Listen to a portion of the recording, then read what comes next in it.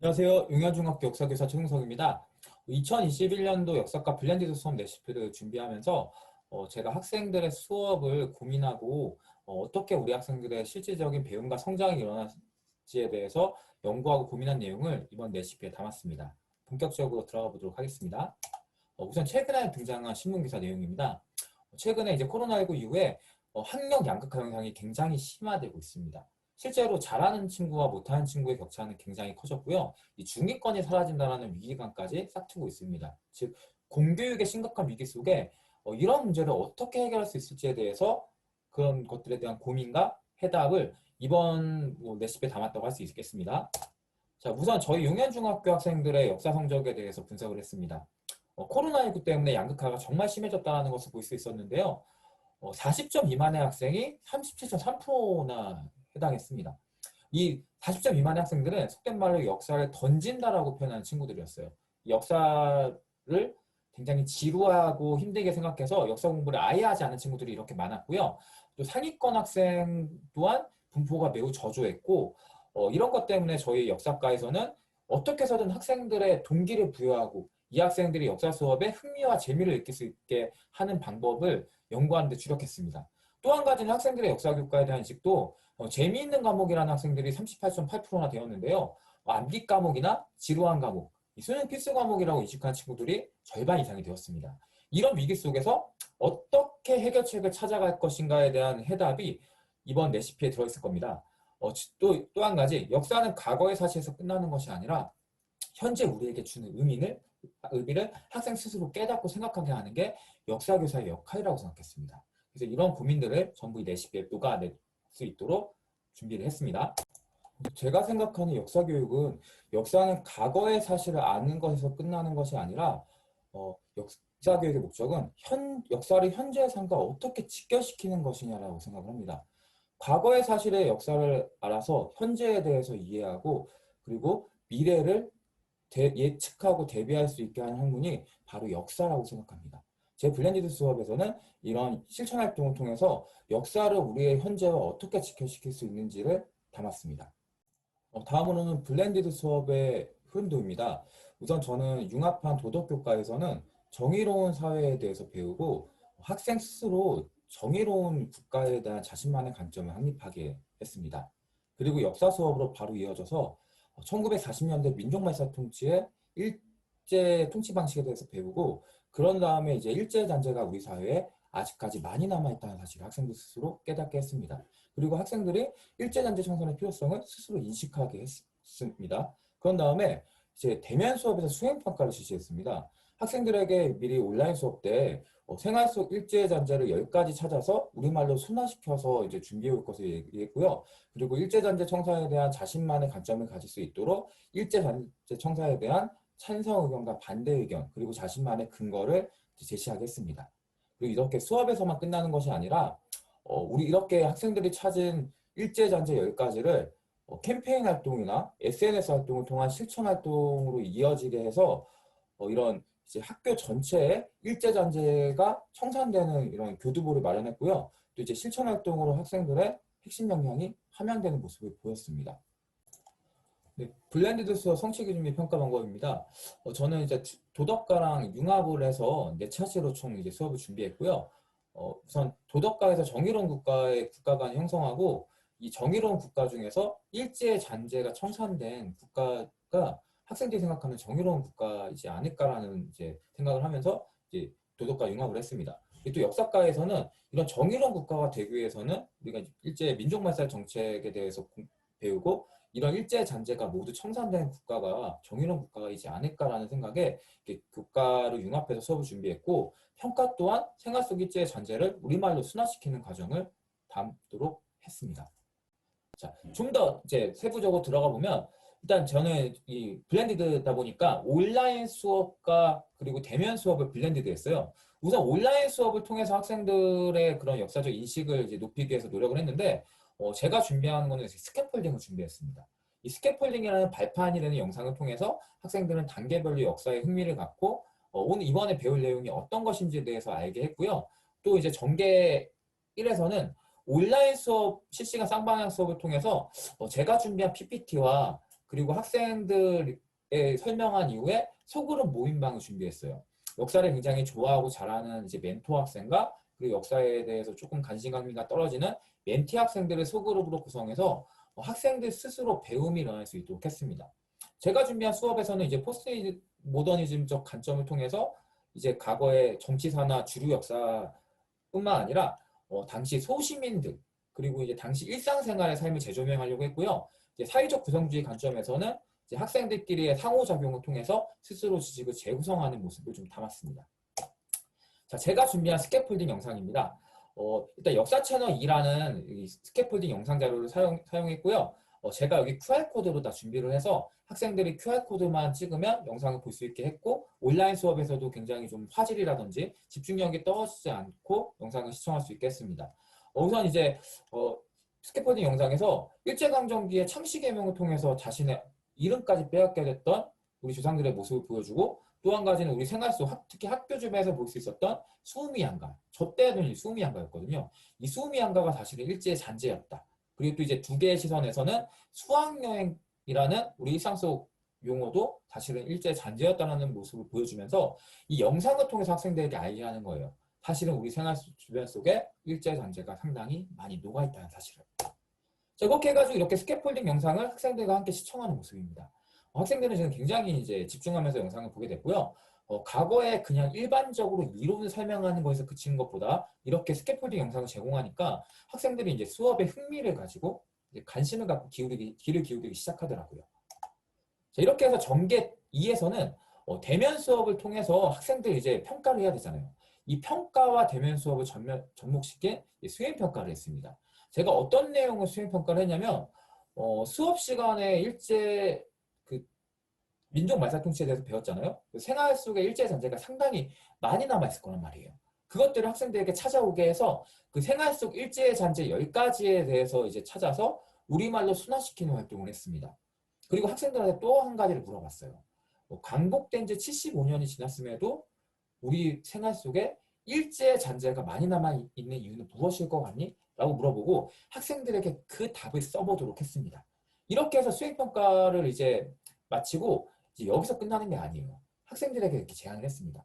우리가 이렇게 배워서 이제 우리 주변에 일제 잔재가 많고 학교에서도 많다는 거 우리가 알았어. 근데 1학년과 2학년들 그리고 선생님들도 과연 우리의 주변에 일제 잔재가 이렇게 많다는 걸 알까? 라는 이제 학생들에게 의문을 제기하게 했고 이 학생들 중에 그 저희 학교에 역사 동아리가 굉장히 잘 구성되어 있어요. 이 역사 동아리 학생들과 또 캠페인 활동을 신청하는 학생들을 받아서 일제 잔재 청산 이제 피켓을 만들고 실제로 그 등교 시간과 학교 시간 혹은 점심 시간에 캠페인을 진행하게 됐습니다. 이렇게 실천 활동으로까지 이어지게 된 블렌디드 수업이었어요. 자, 그렇게 해서 이제 대면 수업에서 학생들의 수행평가 모습입니다. 학생들이 오랜만에 학교에 나오니까 정말 학교가 이제 봄날 같더라고요. 이제 저희 학교 같은 경우에는 이제 3주에 한 번씩 한 학년이 등교하는데 일제 잔재 청산 수행평가를 한 모습입니다. 이제 우리 생활 속에 일제 잔재 10가지를 찾은 다음에 그 의미와 수정해야 되는 이유 그리고 우리말로 순화한 용어들을 적게 했고요. 우리 주변에 일제 잔재가 많이 남아있는 이유에 대해서 서술하게 했고 그리고 일제 잔재 청산에 대한 자신만의 생각을 쓰게 했습니다. 이걸 통해서 우리 역사 바로 세우기를 요새 하고 있잖아요. 그럼 우리 역사 바로 세우기에 대한 학생들의 자신들만의 관점을 가질 수 있도록 설명하고 지도했습니다. 참고로 여기서 제가 가장 이제 조심스러웠던 부분은 학생들 중에 개개인들 중에서는 일제 잔재를 청산해야 된다라고 의견을 제시한 친구도 있었지만 청산하지 않아야 된다라는 의견을 제시한 친구도 있었어요, 실제로. 근데 이 친구들의 생각이 근거만 있다면 그리고 자신만의 관점만 있다면 잘못된 생각이 아니다라는 것을 좀 가르쳐 주는데 좀 주력을 했습니다.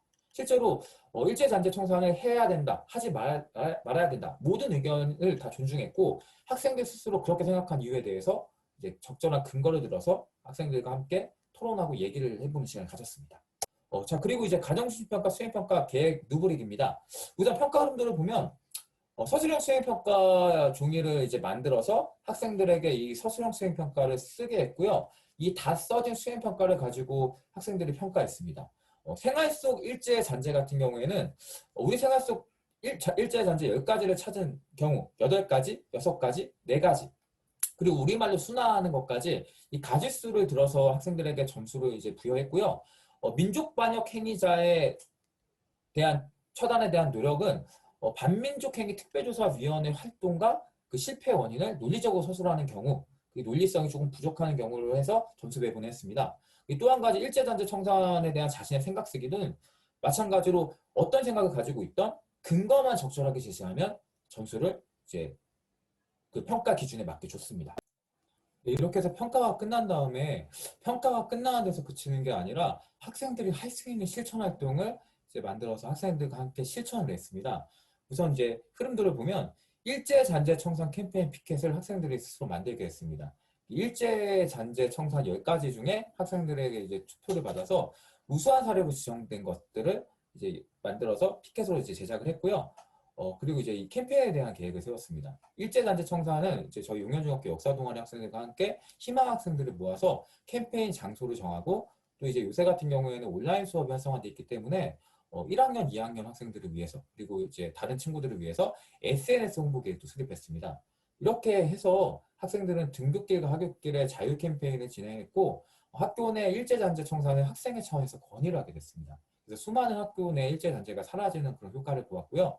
또 이제 SNS 활동을 통해서 수많은 학생들이 이 네트워크상의 거미줄처럼 연결되어 있잖아요. 그 친구들이 일제잔재에 대해서 이해하고 이것들이 우리가 왜 청산해야 되고 우리말로 어떻게 순화할지에 대해서 함께 생각해보는 시간도 이제 갖게 되었습니다. 자, 학생들이 실제로 진행한 일제잔재 청산 캠페인이에요. 이런 이제 그 학생들이 만들어낸 피켓이었고요. 이런 피켓들을 들고 이제 교내를 돌아다니기도 했고 그리고 이제 등굣길과 하굣길에 이 피켓을 들고 등교하는 친구들에게 이걸 알리기도 했어요. 물론 선생님들도 이제 함께 보시면서 아이들을 많이 응원해 주시기도 했고요. 자, 그리고 나서 이제 일제잔재 청사에 대한 소감을 발표하고 있는 모습입니다. 그리고 이렇게 아이들이 소감문도 썼는데요. 아이들 중에 이런 얘기를 한 친구가 있었어요. 우리나라가 지금 광복이 된 지 75년이 지났는데 일제잔재가 완전히 청산됐을 때 진정한 광복이 될 수 있다라고 하면서 주변 친구들과 이제 저도 사실 그 얘기에 감동을 받았거든요. 실제로 우리나라가 일제잔재 청산이 아직까지 미흡한 게 사실이고 학생들이 앞장서서 이렇게 활동을 한다는 것 자체가 제가 역사교사로서 굉장히 뿌듯한 마음과 자랑스러운 마음을 느꼈습니다. 네, 역사과 교과 세팅 예시입니다. 학생들의 이제 교과 세팅을 써줄 때 일제잔재 청사에 대한 스스로의 역사관 확립하고 일제잔재를 우리말로 순환 피켓 제작해 실천 활동을 해봄으로써 역사 활동의 현재를 바라볼 수 있는 안목의 키움이라든지 또 일제 민족말살 통치의 부당함에 대해 발표하고 해방된 지 75년이 지났지만 일제 잔재가 완전 청산될 때 진정한 독립이 이루어질 수 있다는 발언으로 큰 호응을 얻은 것 같이 학생들의 활동과 특성에 맞게 교과 세팅을 작성해서 실제 학생들에게 적어주었습니다. 자, 그리고 나서 이제 이 블렌디드 수업을 하니까 학생들에게 많은 변화가 있었어요. 우선 제가 사실 수업을 그렇게 잘하는 편은 아니라고 생각합니다. 그리고 이제 역사교사로서 이제 역량을 많이 갖춘 편도 아니라고 생각을 해요. 학생들이 역사 수업에 대한 만족도가 제가 230명을 조사했을 때 98%가 나왔습니다. 학생들 대부분이 스캐폴딩을 활용하고 온라인 수업과 대면 수업을 접목한 이 수업에 크게 만족하는 모습을 보였고 역사과 수업에 만족한 이유를 물어보니까 역사 수업이 재밌고 영상이 좋고 암기보다 이해를 해서 이런 긍정적인 답변이 나왔어요. 이전에 역사를 저희가 과거에 이제 작년 같은 경우에는 코로나19 때문에 준비가 덜 되었을 때는 온라인 콘텐츠를 그냥 뭐 EBS 온라인 클래스에 올리고 그걸 학생들에게 자발적으로 보게 했거든요. 그러다 보니까 학력 격차가 매우 커졌고 역사 수업의 만족도도 매우 저조했었습니다. 이렇게 블렌디드 수업을 통해서 학생들의 만족도가 크게 향상하고 실제로 여기서는 등장하지 않지만 성적 또한 크게 향상됐습니다. 이런 모습에서 사실 역사교사로서 이 블렌디드 수업이 반드시 필요하다는 사실을 다시 한번 깨닫게 되었습니다. 자, 제가 생각하는 교육이란 계속적인 경험의 재구성이라고 생각합니다. 제가 임용시험을 붙기 위해서 교육학을 공부했을 때는 대체 이게 무슨 말이야? 이 듀이라는 사람에 의한 건데 계속적인 경험의 재구성? 이게 대체 어떤 말이야? 라고 하면서 그냥 사실 외웠어요. 근데 이제 역사를 학교에서 10년 가까이 가르치다 보니까 이 단어 하나에 얼마나 큰 교육적 해안이 들어가 있는지 이제 알겠더라고요. 아이들의 성장은 특별한 이벤트나 행사 속에서 이루어지는 게 아니더라고요. 이런 블렌디드 수업이나 대면 수업이나 온라인 수업이나 그리고 혹은 이제 학생들의 창의적 체험 활동이나 이런 다양한 활동들, 그 활동들 하나하나가 모여서 그런 일상들이 계속해서 이루어질 때 아이들은 어느 순간 성장하게 되더라고요. 제가 이번 블렌디드 수업을 준비하면서 가장 크게 느낀 것은 학생들의 이러한 온라인 수업과 대면 수업 실천 활동을 통해서 실질적인 성장이 이루어지고 있었다는 거예요.